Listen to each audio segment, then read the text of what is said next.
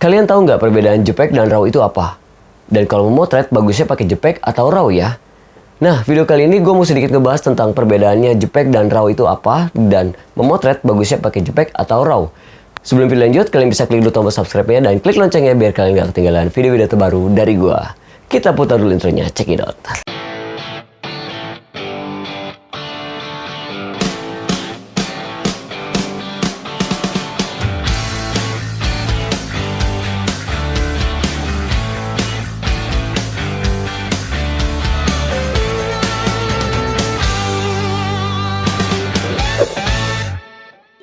Oke teman-teman, kesempatan kali ini gue mau sedikit ngebahas tentang RAW dan JPEG.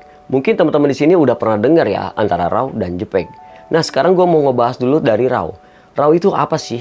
Nah RAW ini bukan singkatan ya teman-teman, tapi RAW ini memiliki arti yaitu data mentah ya, istilahnya data mentah lah ya gitu ya.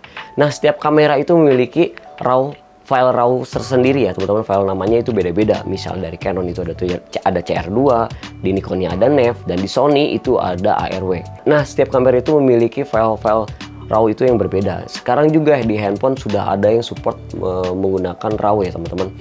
Nah file RAW tersebut itu memiliki banyak banget jutaan informasi tentang gambar ya teman-teman. Misalnya kalau misalnya dulu itu kan belum ada digital, kayak menggunakan film roll, dimana film roll itu kan diolah kembali ya teman-teman sehingga bisa menjadi sebuah gambar. Nah sama seperti file RAW tersebut ya. Jadi file RAW ini itu belum berupa gambar sebenarnya, jadi masih data mentah banget yang kita ambil itu seperti apa. Nanti kita olah lagi menjadi sebuah gambar. Nah lalu ada JPEG teman-teman. JPEG ini adalah singkatan, yaitu Joint Photographic Export Group. Nah di mana file tersebut JPEG itu udah berupa gambar teman-teman. Bukan berarti JPEG ini tidak bisa diolah kembali, tapi kualitasnya si JPEG dan RAW ini ketika diolah kembali itu sangat berbeda.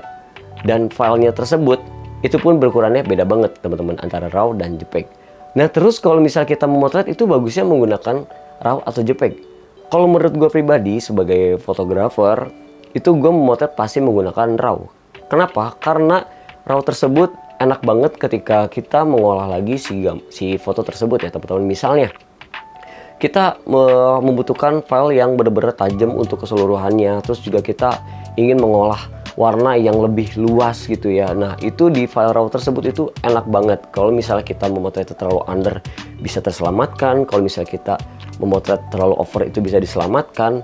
Nah itu tuh enak banget teman-teman. Jadi nggak akan merusak sebuah foto ya, merusak sebuah gambar ya teman-teman. Beda kalau misalnya kita memotret menggunakan file JPEG.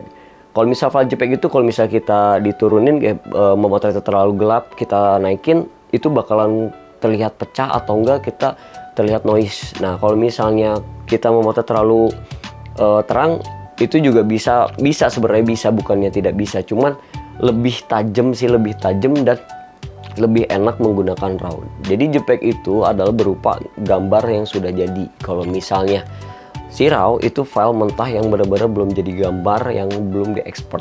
Nah file RAW tersebut kalau misalnya kita udah olah itu menjadi JPEG teman-teman. Jadi seperti itu teman-teman antara RAW dan JPEG perbedaannya. Jadi kalau misalnya gua memotret itu pakai RAW, tapi kelemahannya di RAW tersebut filenya besar-besar teman-teman. Sekali moto itu bisa sampai ke 20 mega. Kalau misalnya JPEG kan antara 7 mega, lain masih kecil-kecil. Nah kalau misalnya kita menggunakan RAW, kita harus memiliki ruang kamera, ruang memori yang lumayan besar ya teman-teman. Misalnya gue motret hampir nggak sampai 100 aja udah sampai ratusan mega. Tapi kalau misalnya JPEG masih kecil lah ya.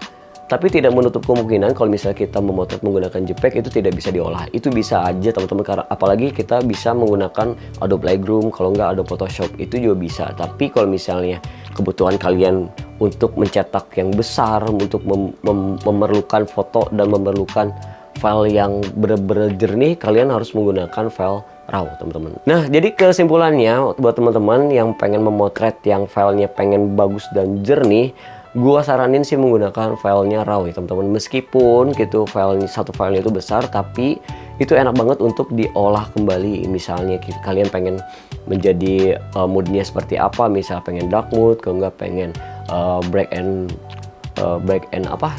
clean, itu enak banget diolahnya. Beda kalau misalnya kalian menggunakan file JPEG. Kalian bisa coba aja sendiri biar kalian tahu juga perbedaannya RAW kalau misalnya diedit, terus juga perbedaannya JPEG kalau diedit menjadi kayak gimana hasilnya gitu. Intinya kalian harus mencoba dulu biar kalian tahu gimana rasanya dan perbedaannya menggunakan RAW dan JPEG. Oke. Mungkin segitu aja video dari gua kali ini. Semoga bermanfaat untuk kalian semua. Di sini gue cuman berbagi ilmu aja, tidak menggurui, cuman kita sama-sama belajar bareng karena sampai sekarang pun gue masih belajar, teman-teman.